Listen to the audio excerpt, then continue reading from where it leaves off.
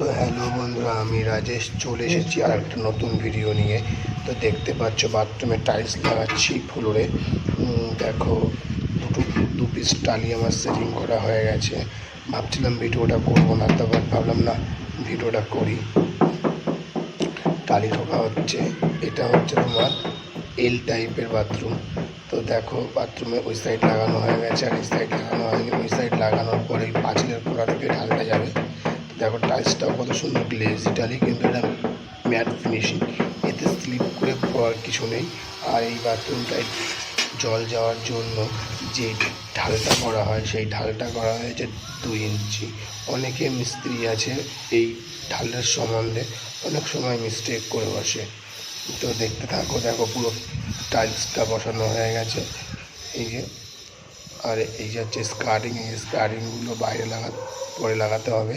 তো স্কার্টিংও কাটা হয়ে গেছে। তো এরকম ভিডিও পাওয়ার জন্য সঙ্গে থাকুন, আমাকে লাইক সাবস্ক্রাইব করে পাশে